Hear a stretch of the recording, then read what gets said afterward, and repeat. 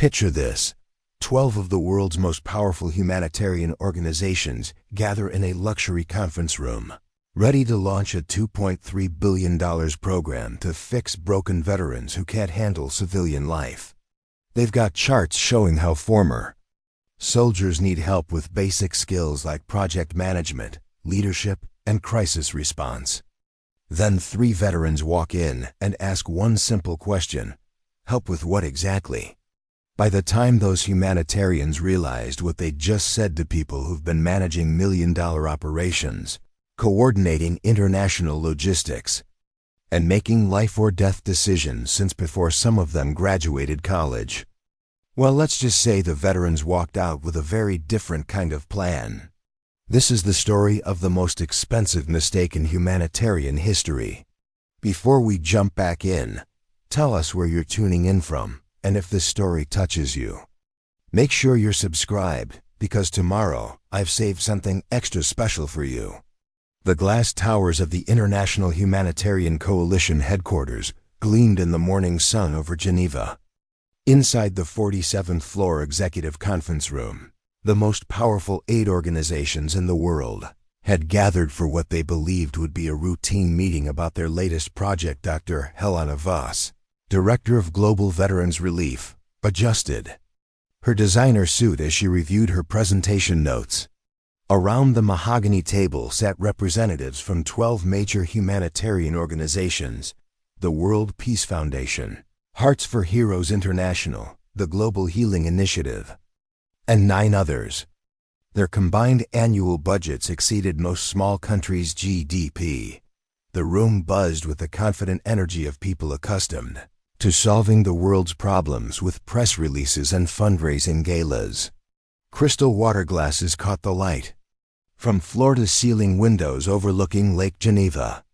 Each organization's logo was displayed on expensive tablets placed precisely at each seat. "Ladies and gentlemen," Dr. Voss began, clicking her presentation remote, "today we address one of humanity's most persistent challenges: what to do with our broken veterans." The first slide showed statistics, PTSD rates, unemployment figures, homelessness data. Charts and graphs painted a picture of widespread veteran suffering across multiple nations. "As you can see," continued Marcus Webb from Hearts for Heroes, his British accent adding gravity to his words, "these former soldiers are struggling to integrate into civilized society. Many suffer from violence-related trauma, lack basic job skills for peaceful employment, and frankly, don't understand how the modern world works." Alina Kozlov from the World Peace Foundation nodded thoughtfully. "Our research indicates that many veterans feel lost without the rigid military structure they've become dependent on. They need our guidance to transition into productive civilian roles." The presentation continued with slides detailing their proposed Veterans Integration Initiative. The plan was comprehensive: job training programs, mandatory counseling sessions, supervised housing communities, and civilian mentorship programs where successful business leaders would guide former military personnel. "We've allocated $2.3 billion for this initiative," announced Dr. Voss proudly, "the largest veteran aid package in history. We'll establish centers in 47 countries, staffed by professional counselors and social workers who understand how to help these individuals overcome their limitations." Around the table, heads nodded approvingly. This was exactly the kind of high-profile humanitarian project that looked excellent in annual reports and generated positive media coverage. "The key," explained Dr. Sarah Chun from the Global Healing Initiative, "is helping them understand that their military training, while perhaps necessary in wartime, has little application in our modern, interconnected world. We need to essentially re-educate them for peaceful society." James Richardson from Veterans Transition Alliance leaned forward. "Our pilot programs show promising results when we can get them to abandon the aggressive mindset and embrace collaborative, nonviolent problem-solving approaches." The meeting had been going smoothly for 45 minutes when the conference room doors opened quietly. 3 people entered without fanfare, a woman in a simple gray business suit, and 2 men in understated dark suits. No entourage, no assistants, no name tags. The humanitarian leaders barely glanced up from their discussion about funding allocation formulas. "Excuse me," said the woman, her voice calm and professional. "I'm Colonel Sarah Martinez, representing the Global Veterans Council. These are Major James Kim and Sergeant Major Robert Torres. We understand you've been planning programs for people like us." Dr. Voss looked slightly annoyed at the interruption. "Oh yes, we sent invitations to veteran organizations as a courtesy, though this is really a meeting for the professional humanitarian community. Please take seats in the back if you'd like to observe." Colonel Martinez remained standing. "Actually, we'd like to hear more about this help you're offering. Could you explain exactly what you think we need help with?" The question hung in the air. Around the table, the humanitarian leaders exchanged glances. It seemed like such an obvious question that they weren't sure how to respond. "Well," Dr. Voss said slowly, consulting her notes, "our research clearly shows that veterans struggle with basic civilian integration. Unemployment, social isolation, difficulty adapting to non-hierarchical work environments." "I see," Martinez replied, her expression neutral. "And this research was conducted by leading universities, respected think tanks, professional survey organizations," Webb answered confidently. "All the data is peer-reviewed and statistically significant." Major Kim spoke for the first time. "How many of these researchers were veterans themselves?" A brief silence fell over the room. Dr. Chun cleared her throat. "Well, that's not really necessary. Professional researchers maintain objectivity that those personally involved might lack." Sergeant Major Torres, who had been quietly observing the opulent conference room, finally spoke. "Ma'am, with respect, when you say we need help with civilian integration, exactly what civilian skills are you thinking we lack?" Alina Kozlov opened her tablet, scanning through bullet points. "Project management, leadership under pressure, logistics coordination, crisis response, team building, strategic planning, resource management." She paused, realizing how her list might sound to the 3 veterans standing before her. The humanitarian leaders suddenly noticed something they had missed before. Colonel Martinez carried herself with a quiet confidence that filled the room. Major Kim's eyes seemed to catalog every detail of the space and its occupants simultaneously. Sergeant Major Torres stood with a relaxed alertness that suggested he could respond to any situation in seconds. These didn't look like people who needed help with anything. Dr. Voss decided to redirect the conversation. "Perhaps you could share your perspectives on what kind of assistance would be most valuable to your communities?" Colonel Martinez glanced at her companions, then back at the table of humanitarian experts. "That's an interesting question. Before we answer, could you tell us a bit about your backgrounds? Your experience with the challenges we supposedly face?"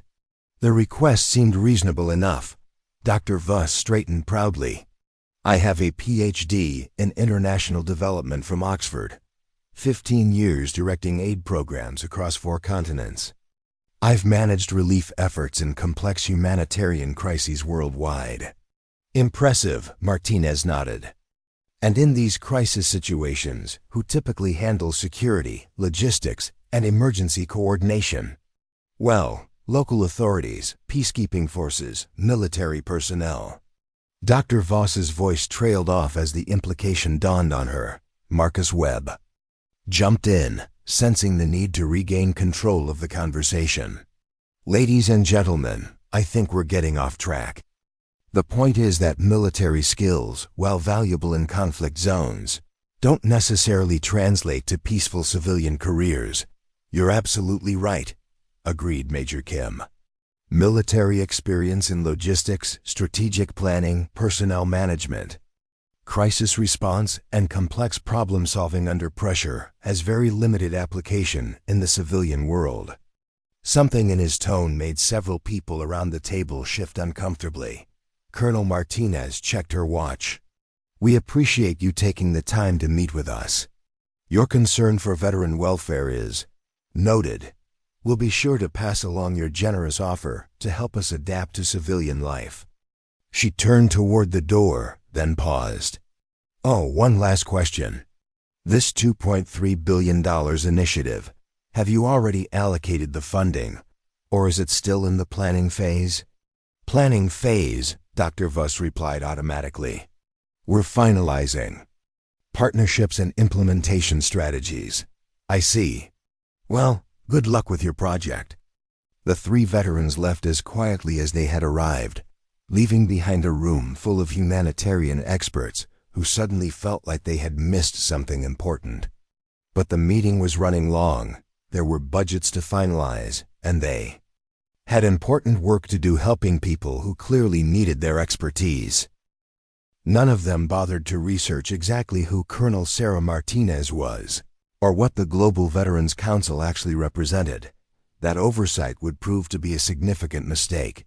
3 days after the Geneva meeting, Colonel Sarah Martinez sat in her modest office at the Global Veterans Council headquarters in Arlington, Virginia. Unlike the gleaming towers of the humanitarian organizations, the GVC operated from a converted warehouse that had been efficiently transformed into a functional command center. No marble lobbies or crystal chandeliers here, just clean lines, practical furniture, and walls covered with monitors displaying real-time data from around the world. Martinez reviewed the detailed proposal that had arrived via encrypted email that morning. The International Humanitarian Coalition had followed up on their meeting with a comprehensive 247-page document outlining their Veterans Integration Initiative. She had to admit, they had been thorough. Major James Kim knocked on her doorframe. "Ma'am, you asked me to review the Humanitarian Coalition's proposal. I've got the full analysis ready." "Come in, James. What's the verdict?" Kim sat down and opened his tablet. "Well, they're certainly ambitious. $2.3 billion allocated across 47 countries. They want to establish 312 Veterans Transition Centers, staffed by licensed social workers and civilian career counselors. The program includes mandatory psychological evaluations, 6-month residential retraining programs, and something they call civilian integration mentorship." Martinez raised an eyebrow. "Mandatory? Yes, ma'am. According to their research, veterans can't be trusted to voluntarily seek the help they need because military culture teaches us to suppress emotional vulnerability and resist authority outside the chain of command." Kim's voice remained perfectly neutral as he quoted the document. "Preparing and narrating this story took us a lot of time, so if you are enjoying it, subscribe to our channel. It means a lot to us. Now back to the story." Sergeant Major Robert Torres entered the office carrying a steaming cup of coffee and a thick folder. "Colonel, I've finished the background research on our generous benefactors. Thought you might find it interesting."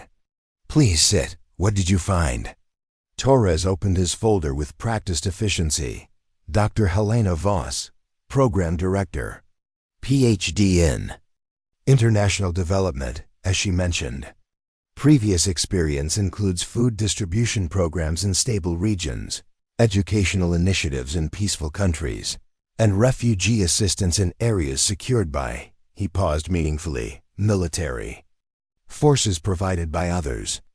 "Go on." Marcus Webb from Hearts for Heroes International. Masters in Public Policy, spent his career organizing charity galas and awareness campaigns. His largest field deployment was a 2-week visit to a refugee camp that was, again, secured and managed by military personnel. Martinez leaned back in her chair. "I'm sensing a pattern." Alina Kozlov from the World Peace Foundation, Torres continued, has an impressive academic record in conflict resolution studies. Her practical experience consists of mediating workplace disputes and organizing peace conferences in luxury hotels in neutral countries. Kim pulled up another section of the proposal on his tablet. Here's my favorite part, Colonel. They've identified what they call core civilian skills that veterans allegedly lack. Project management, strategic planning, logistics coordination, personnel leadership, crisis response. And I'm not making this up, working effectively under pressure. The three veterans sat in silence for a moment, absorbing the irony. Martinez stood and walked to the window, looking out at the Potomac River. You know what, gentlemen? I think we should respond to their offer. Torres raised an eyebrow. Ma'am? They've clearly put a lot of effort into this proposal. They believe they've identified a critical need. The least we can do is engage constructively with their initiative. Kim looked puzzled. Colonel, with respect, their entire premise is that we're incapable of basic civilian functions. They want to put us through remedial life skills training. Martinez turned back to face her colleagues. Exactly, so let's give them what they're asking for, a formal response to their generous offer of assistance. But let's make sure we're being completely transparent about who we are and what we bring to the table. She moved to her computer and began typing. James, I need you to prepare a comprehensive brief on GVC membership demographics. Employment statistics, education levels, current positions, entrepreneurship rates, the full picture. Yes, ma'am. Should I include the leadership data? Especially the leadership data. Robert, I want you to compile a list of current GVC members who are in positions relevant to the skills these organizations think we lack. CEOs, logistics directors, crisis management consultants, project managers, government advisors. Torres grinned. The whole roster might be a bit overwhelming, Colonel. Then let's start with just the Fortune 500 executives and work our way down. We don't want to seem like we're showing off. Over the next 4 hours, the three veterans crafted a response that was models of diplomatic professionalism.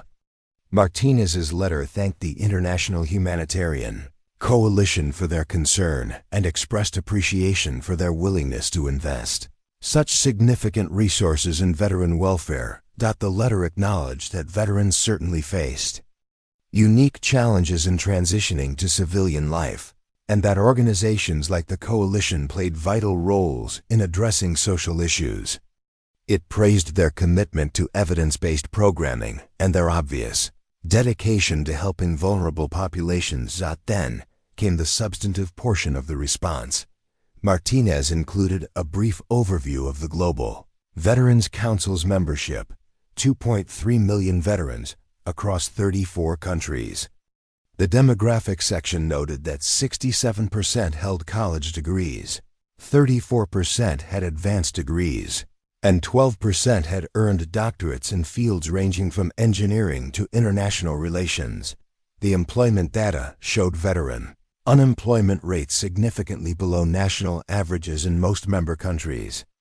Current positions held by GVC members included 47 Fortune 500 CEOs, 312 senior government officials, 89 university presidents, 1,247 emergency response coordinators, and 23,891 individuals in senior management roles across various industries. Letter highlighted that many GVC members currently served as advisors to the same humanitarian organizations that had identified them as needing assistance. Several were major donors to international relief efforts. A substantial number had founded or led disaster response organizations that operated in the world's most challenging environments. Martinez included a modest proposal.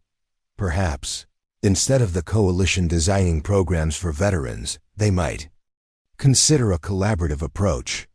The GVC could offer workshops where veteran members shared their experiences in civilian leadership, crisis management, and international operations.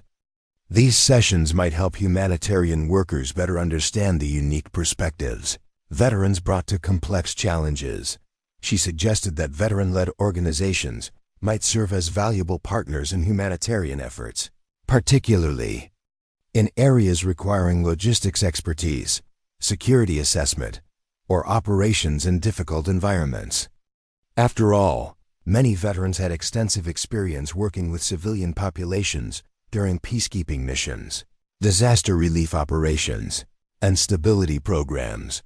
The letter concluded by accepting the coalition's offer to meet again, suggesting that a more detailed discussion of mutual opportunities might benefit both communities.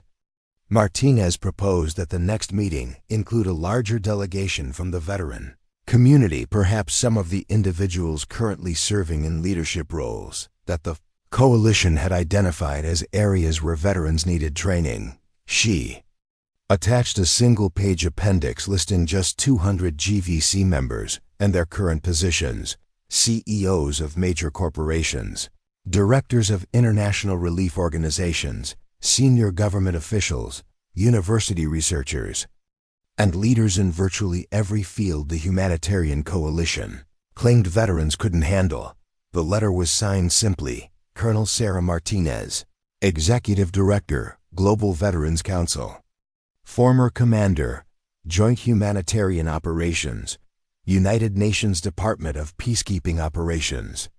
Martinez sealed the envelope and handed it to Torres. "Make sure this reaches Dr. Vos personally. And Robert?" "Yes, ma'am." "Make sure she has time to research my background before she opens it." As Torres left to deliver the letter, Kim looked at his commander with something approaching admiration. "Colonel, that was either the most diplomatic letter ever written, or the most polite declaration of war in history." Martinez allowed herself a small smile.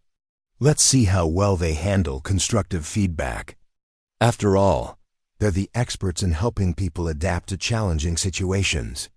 Dr. Helena Voss stared at Colonel Martinez's letter for the third time, her coffee growing cold as she tried to process what she was reading. The single-page appendix listing veteran achievements lay beside her keyboard like an accusation. She had spent the previous evening researching Sarah Martinez online, and what she found had left her deeply unsettled. Colonel Martinez wasn't just any veteran. She had commanded joint humanitarian operations for the UN, coordinating relief efforts in 7 major disasters. Her doctoral dissertation on crisis logistics was required reading at 3 major universities. She currently served on the boards of 4 international relief organizations and had personally designed the emergency response protocols that most humanitarian groups now used as standard procedure. The woman they had dismissed as needing help with civilian integration had literally written the handbook on humanitarian operations. Voss picked up her phone and dialed Marcus Webb. "Marcus, we need to discuss the veteran response." "Oh, that? I skimmed it yesterday." "Typical military posturing, really. They're clearly defensive about accepting help. We expected some resistance." "Marcus, did you read the appendix?" A pause. "The what?" "The list of current positions held by their members. There are 47 Fortune 500 CEOs, Marcus." 47, and that's just the first page. "Well, obviously they're cherry-picking their most successful outliers to make a point. Our research covers the broader population." Voss rubbed her temples. "I looked up some of these names. The CEO of Global Logistics International, former Army Logistics Officer. The Director of the European Crisis Response Center, former Navy Commander." Helena, you're missing the bigger picture," Webb interrupted. "A few success stories don't invalidate our core mission. The majority of veterans still need our help, regardless of what their leadership claims." That afternoon, the International Humanitarian Coalition's Executive Committee convened an emergency video conference. 12 faces appeared on Voss's monitor, representing the most influential aid organizations in the world. "Ladies and gentlemen," Voss began, "we've received a response from the veteran community regarding our integration initiative. I think we need to reconsider our approach."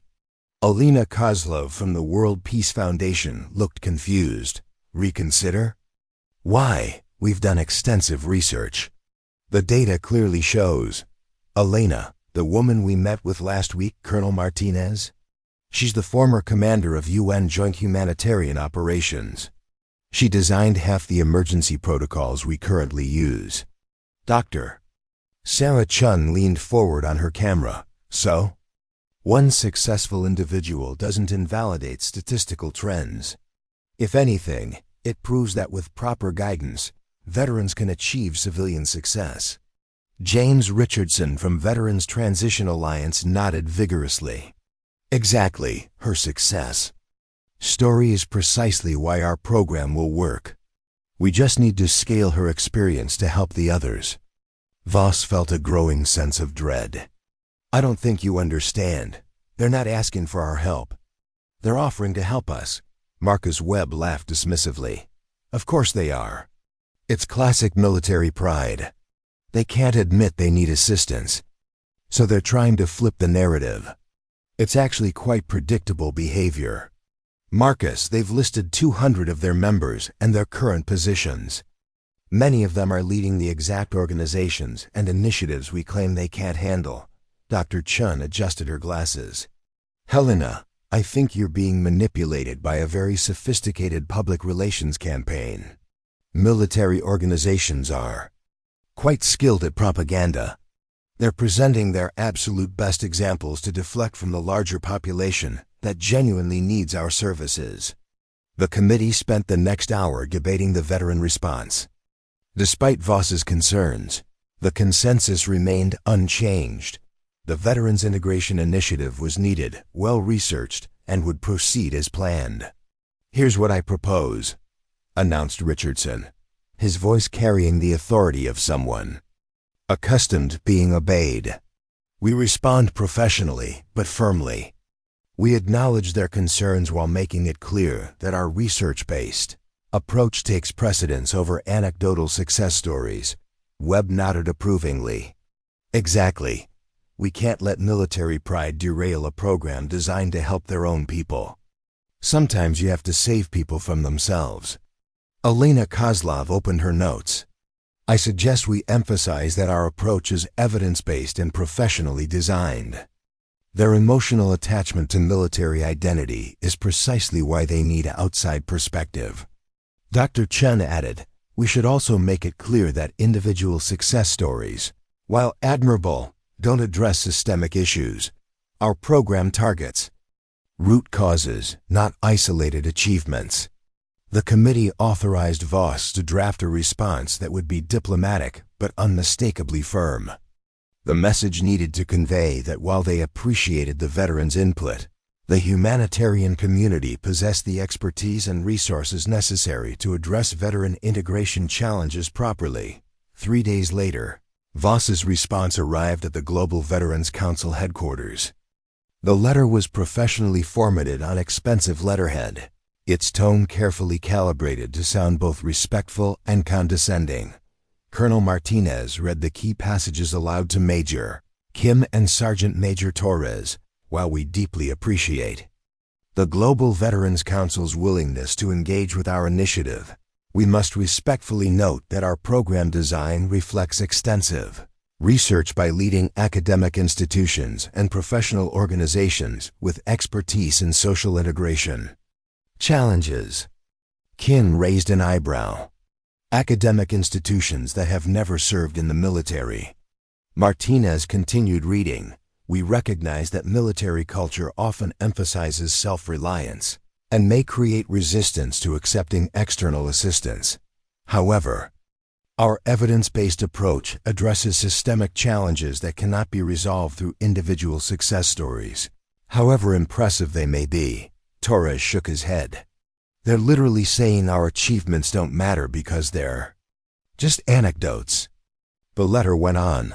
The International Humanitarian Coalition has allocated significant resources based on peer-reviewed research, identifying specific skill gaps in the veteran population. While we acknowledge that some veterans have achieved civilian success, our program targets the broader population that requires professional intervention to achieve sustainable integration. Martinez looked up from the letter. It gets better. Listen to this. We believe the Global Veterans Council's counter-proposal, while well-intentioned, reflects the kind of military thinking that may actually perpetuate integration challenges. Our civilian-designed programs offer the outside perspective necessary for genuine adaptation to non-military environments. The three veterans sat in silence, absorbing the full implications of what they had just heard. "Ma'am," Torres said quietly, "they just told us that our military experience makes us incapable of understanding civilian life." Kim was scanning his tablet. "And they're proceeding with the program regardless of our input. Look at this final paragraph. We invite the Global Veterans Council to participate in our program as clients rather than consultants.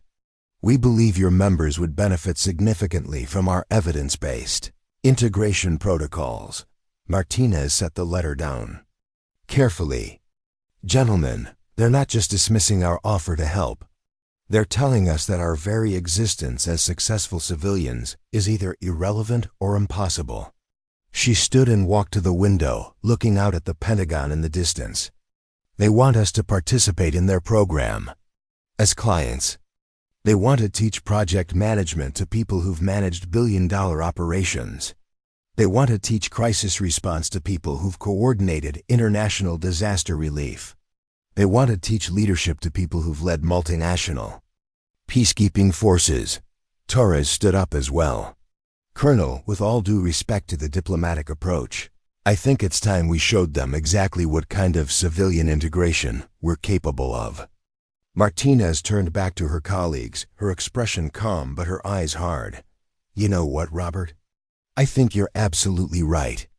They've made their position clear. We're broken, we're incapable, and we need their help to function in civilized society." She picked up the letter again. "They want evidence instead of anecdotes. They want research instead of individual success stories. They want to see systematic impact rather than isolated achievements." Kim was already reaching for his secure phone. "Ma'am, should I contact the network?" Martinez nodded slowly. "Yes, James, contact the network. All of it. Every veteran in every position of influence, every board seat, every executive role, every government advisory position. It's time the International Humanitarian Coalition learned exactly how integrated into civilian society we really are." She looked at the letter one final time before placing it in her shredder. "They wanted to help us adapt to civilian life. I think it's time we helped them adapt to ours."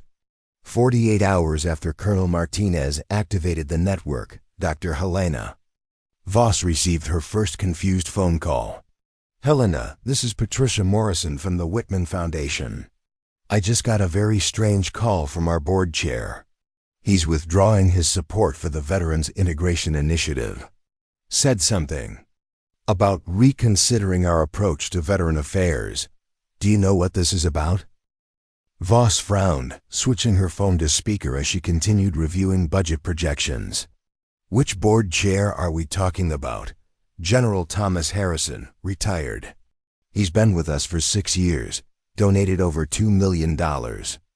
Very reliable supporter." The name didn't immediately register with Voss. "I'm sure it's just a misunderstanding. Perhaps you could schedule a follow-up meeting to address his concerns." "That's just it, Helena. He resigned from the board entirely." Effective immediately, Voss set down her coffee cup. "That seems dramatic." The second call came an hour later. Marcus Webb sounded genuinely confused. "Helena, I've just had the strangest conversation with our largest corporate sponsor. Vector International has been funding our programs for 8 years. Their CEO just called personally to inform me they're redirecting their charitable focus away from veteran integration programs." "Did he give a reason?" "Something about wanting to support veteran-led initiatives instead. He seemed to think our approach was, what was the phrase? Fundamentally misguided. I've never heard anything like it." By the end of the week, the pattern was unmistakable. Major donors were withdrawing support. Corporate sponsors were canceling partnerships. Government liaisons were becoming suddenly unavailable for meetings. Board members were resigning without explanation. Dr. Sarah Chun from the Global Healing Initiative called an emergency committee meeting. Ladies and gentlemen, we're facing an unprecedented crisis. In the past 7 days, our combined organizations have lost approximately $47 million in committed funding. Alina Kozlov looked pale as she consulted her tablet. The World Peace Foundation has lost 6 major donors, including our 3 largest corporate supporters. Our spring fundraising gala has been canceled because we can't secure a venue apparently. All our usual locations are suddenly booked. James Richardson was practically shouting into his video conference camera. This isn't coincidence. Someone is orchestrating a campaign against us. Our legal department thinks we should investigate possible conspiracy charges. Vos had spent the morning making phone calls, trying to understand what was happening. I've contacted 12 of our withdrawn supporters directly. They all gave the same basic response. They've been educated about alternative approaches to veteran support and have decided to redirect their resources accordingly. Educated by whom? Webb demanded. That's what's so strange. None of them would say, but several mentioned having conversations with veteran advocates who helped them understand why our approach might be counterproductive. Dr. Chun pulled up a spreadsheet on her screen. I've been analyzing the pattern of withdrawals. These aren't random decisions. Our supporters aren't just leaving. They're actively redirecting their funds to specific veteran-led organizations. Organizations we've never heard of, such as the Veterans Enterprise Initiative, which apparently helps former military personnel start businesses. The Strategic Leadership Institute, which provides consulting services for crisis management. The Global Veterans Advisory Network, which places veterans in corporate and government leadership positions. Richardson was furiously typing on his laptop. I'm looking up these organizations now. The Strategic Leadership Institute was founded by Major General Patricia Walsh, retired. The Veterans Enterprise Initiative is run by Brigadier General Michael Chun, retired. Voss felt a cold realization creeping over her. And the Global Veterans Advisory Network? Founded and directed by Colonel Sarah Martinez. The committee fell silent as the implications sank in. Webb was the first to speak. You're telling me that the woman we met with 2 weeks ago has somehow convinced dozens of our major supporters to redirect their funding to her organizations instead. It's worse than that, Chun said, consulting her notes. I've been tracking the timeline. The first withdrawal occurred exactly 49 hours after we sent our response letter to Colonel Martinez. Every subsequent withdrawal has followed the same pattern: a phone call or meeting with an unidentified veteran advocate, followed immediately by funding redirection. Alina Kozlov looked stunned. How is this possible? How could they possibly have access to our donor networks? Vos pulled out the letter she had received from Martinez weeks earlier, the one with the appendix listing veteran achievements. She had kept it as a curiosity, never imagining it would become relevant. I think I'm beginning to understand, she said slowly. According to this appendix, Colonel Martinez's organization includes 47 Fortune 500 CEOs, 312 senior government officials, and 89 university presidents. So our donors don't just know these people, they work with them, they sit on boards together. They attend the same conferences, they belong to the same clubs. Richardson was frantically scrolling through his contacts list. My God, you're right. Thomas Harrison, the board chair who resigned from the Whitman Foundation, he's listed right here in Martinez's appendix. Former Navy Admiral, current CEO of Harrison Industries. Webb had gone pale. Vector International, our former corporate sponsor. Their CEO is Jonathan Hayes. According to LinkedIn, he's a West Point graduate and former Army logistics officer. Dr. Shen was rapidly cross-referencing names. Patricia Morrison from the Whitman Foundation called about losing her board chair. But look at this. The Whitman Foundation's other board members include Dr. Michael Torres, retired Air Force colonel, and current university president; Rebecca Walsh, former Marine Corps commander and current CEO of Walsh Communications; David Kim, retired Navy captain and current head of Kim Technologies. The pattern was becoming horrifyingly clear. Their organizations weren't just losing random supporters, they were losing veteran supporters. Veterans who had been quietly funding and supporting humanitarian efforts for years. Veterans who had been part of their networks without anyone realizing the connection. How many of our board members are veterans? Voss asked quietly. Chun was typing furiously. Give me a minute. Oh no. Oh, this is bad. How bad? The Global Healing Initiative's board includes 12 people. 7 of them are veterans. Veterans Transition Alliance has 15 board members. 9 are veterans. Hearts for Heroes International has 8 board members. 6 are veterans. Richardson's voice was barely a whisper. The World Peace Foundation? Elena Kozlov consulted. Her organizational chart: 13 board members. 10 are veterans, including our chairman emeritus, Admiral Sarah Williams, who founded the organization 23 years ago. The video conference fell silent as each committee member grasped the full scope of what was happening. Webb spoke first, his voice hollow. We've been running veteran assistance programs, funded by veterans, overseen by veterans, and we never knew. It gets worse, Voss said, looking at her computer screen. I just received an email from our insurance provider. They're reviewing our policies and may not renew our coverage. Our accounting firm is terminating our contract. Our legal representation is being withdrawn. On what grounds? The insurance company email mentions concerns about organizational governance and stakeholder relations. The accounting firm cites strategic differences regarding client approaches. The law firm says they have conflicts of interest that preclude continued representation. Dr. Chen was now furiously researching the companies that were dropping them. Our insurance provider, their CEO, is retired Marine Colonel Janet Foster. Our accounting firm, founded by former Army Finance Officer Robert Chun. Our law firm, 3 of the 5 partners are veterans. Richardson slammed his laptop shut. This is coordinated warfare. They're systematically dismantling our organizations. No, Voss said quietly, the full truth finally dawning on her. They're not dismantling anything. They're just leaving. All the veterans who were quietly supporting our work, funding our programs, providing our services, they're just walking away. Webb looked confused. But why? We're trying to help veterans. Voss picked up Martinez's original letter, the one they had dismissed so confidently. Because we told them they needed our help with basic civilian skills.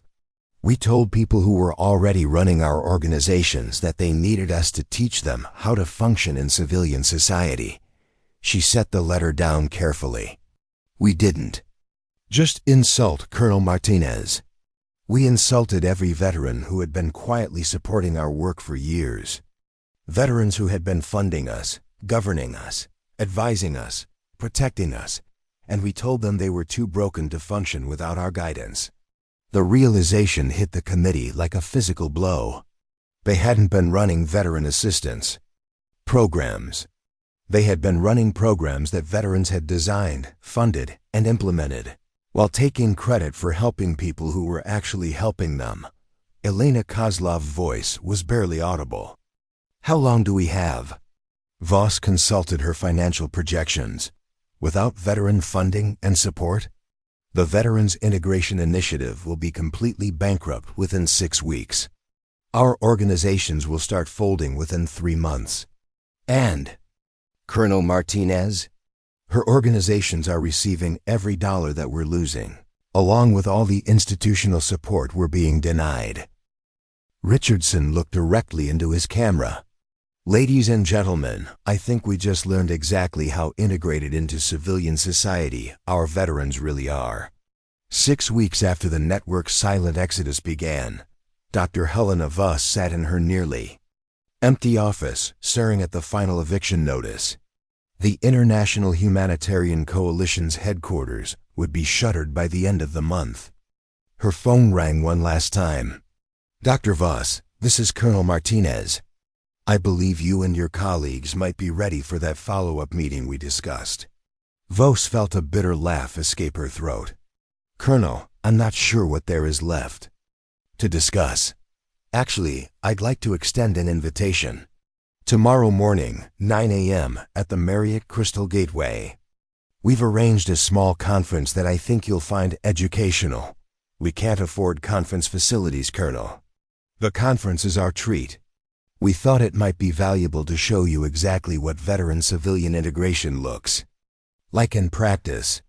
The next morning, Voss and 11 other humanitarian leaders found themselves in a luxury conference room that made their former headquarters look modest. The space buzzed with quiet efficiency as dozens of professionals moved through registration activities. What struck Voss immediately was how normal everyone looked. These weren't people in military uniforms. They were simply well-dressed professionals who carried themselves with particular confidence. Colonel Martinez approached with the same calm demeanor she had displayed weeks earlier. "Dr. Voss, thank you for accepting our invitation. I'd like you to meet some people." She gestured to a distinguished woman in an elegant business suit. "This is Admiral Sarah Williams, retired. You might know her better as the founder and chairman emeritus of the World Peace Foundation." Voss felt the blood drain from her face. Admiral Williams smiled warmly. "Dr. Voss, we've actually worked together for 12 years. I've been quite impressed with your dedication, though I confess I've been concerned about some recent program directions." "This is General Thomas Harrison," Martinez continued, indicating a silver-haired man, CEO of Harrison Industries and former board chair of the Whitman Foundation. Harrison nodded politely.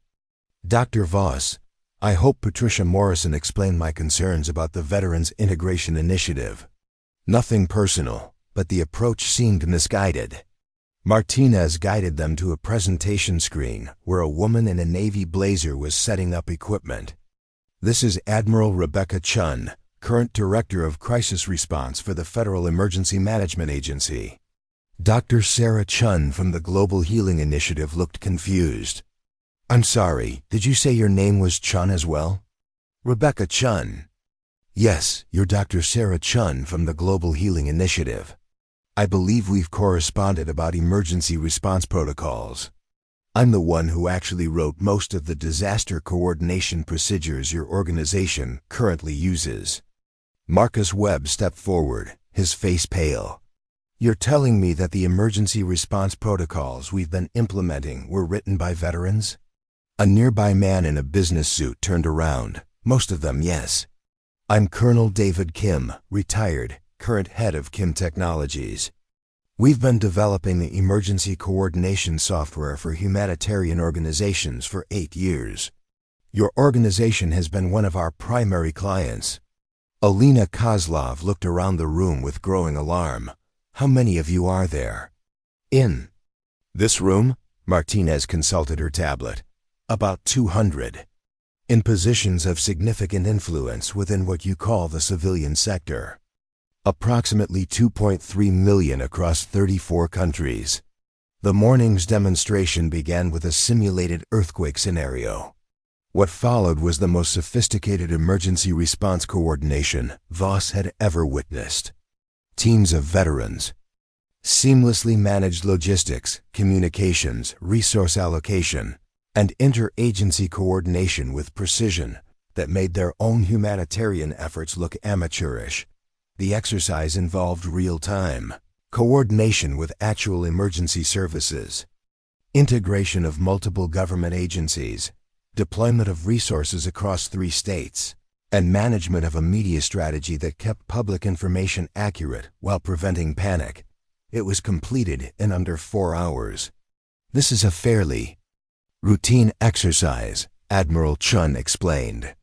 We run these monthly to maintain readiness. The participants include 43 Fortune 500 executives, 78 senior government officials, 32 university administrators, and 47 nonprofit directors. James Richardson looked stunned. You're saying this level of coordination is normal? For veterans in civilian leadership positions, yes, quite normal.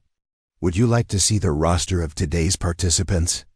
Admiral Chun projected a list onto the main screen.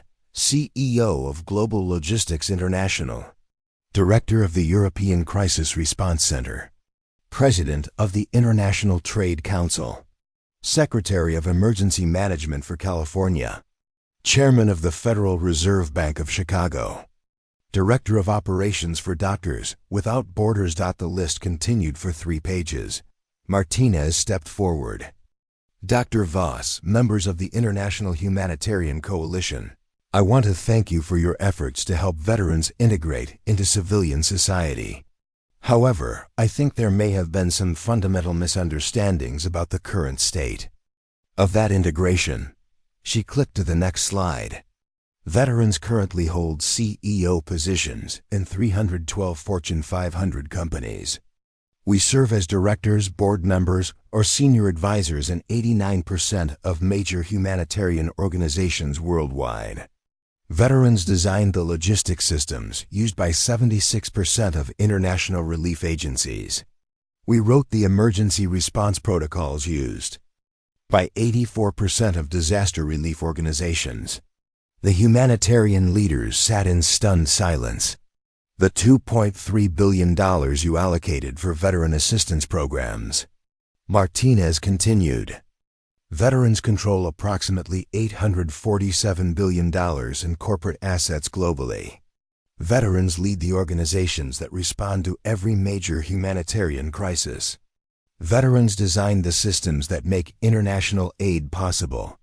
She advanced to the next slide. Dr. Voss, you mentioned that veterans struggle with project management. Veterans currently manage projects with combined budgets exceeding $2.4 trillion annually. You suggested we need help with crisis response. Veterans coordinated the response to every major natural disaster of the past 20 years. You indicated we lack leadership skills. Veterans currently lead organizations employing over 47 million people worldwide. Marcus Webb found his voice. But our research, the statistics showing veteran unemployment, PTSD rates. Admiral Williams stood up. Mr. Webb, those statistics are accurate. Some veterans do face significant challenges. That's why the veteran community has already established comprehensive support networks to address those needs. She gestured around the room.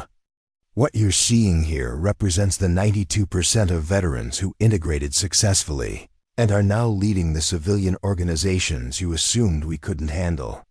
Martinez advanced to a final slide. Which brings us to our proposal. The veteran community appreciates your concern for those who are struggling. We'd like to offer you partnership opportunities in our existing assistance programs. Partnership opportunities? Voss asked weakly. Absolutely. Veterans run hundreds of programs addressing PTSD, unemployment, homelessness, and other transition challenges. These programs are funded by veteran-led corporations, staffed by veteran volunteers, and guided by veterans who've successfully navigated civilian careers. Martinez smiled the same calm smile she had worn in Geneva.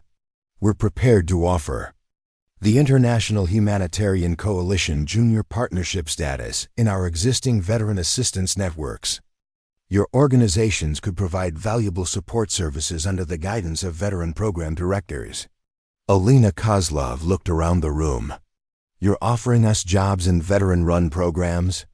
We're offering you the opportunity to genuinely help veterans in need, rather than attempting to solve problems that have already been addressed by the veteran community itself. Admiral Chun added, our existing programs have success rates 340% higher than traditional civilian-designed initiatives. We'd welcome your participation in expanding these proven approaches. The terms were presented with diplomatic professionalism. The humanitarian organizations could maintain their mission of helping veterans, but as junior partners in veteran-led initiatives. Their expertise in fundraising, public awareness, and administrative support would be valuable contributions to programs designed by veterans who understood the challenges firsthand. Dr. Voss looked around at her colleagues' stunned faces. And if we decline this partnership opportunity? Martinez's expression remained neutral. Then you're free to continue your own approaches using whatever resources and support you can secure independently. The veteran community will continue operating our own programs as we have been doing. The message was clear: join veteran-led efforts as junior partners, or attempt to restart their failing organizations without veteran support, which meant no funding, no institutional backing, and no expertise. James Richardson was the first to speak. Colonel Martinez, on behalf of Veterans Transition Alliance, I would like to formally request information about partnership opportunities in your existing programs. One by one, the other humanitarian leaders made similar requests. The alternative, trying to help veterans without veterans, had been proven impossible. As the meeting concluded, Voss approached Martinez privately.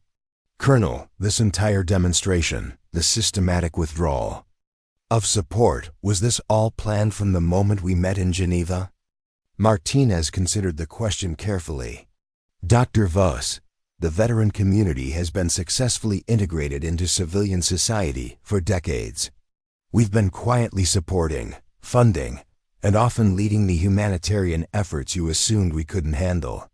When you announced plans to fix our supposed inability to manage civilian responsibilities, we simply stopped hiding our actual level of integration. She paused. You asked what we needed help with.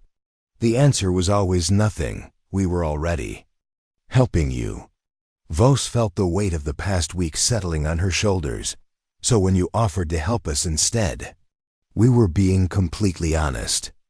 The veteran community has extensive experience in humanitarian operations, crisis management, and international coordination. We offered to share that expertise. When you declined and insisted on teaching us skills we already possessed, you showed us exactly how integrated you really were. Martinez nodded. Dr. Voss, the invitation for genuine partnership remains open. The veteran community needs allies, not saviors. We need partners, not programs designed to fix us. If you're willing to work with us rather than on us, there's important work to be done. As Voss left the conference, she reflected on the most expensive lesson in humanitarian history. They had tried to help people who were already leading the world, and in response, those leaders had quietly demonstrated the true scope of their influence. The veterans hadn't destroyed the humanitarian organizations. They had simply stepped back and let them collapse under the weight of their own assumptions. The final irony was that veterans had been helping humanitarian organizations succeed for decades. The moment they stopped, those organizations discovered exactly how much they had actually needed the help they thought they were providing. The next day, applications for partnership and veteran-led humanitarian programs began arriving at the Global Veterans Council headquarters. Each application included formal apologies for previous approaches and requests for guidance on how civilian organizations could genuinely support veteran-led initiatives. Colonel Martinez approved them all.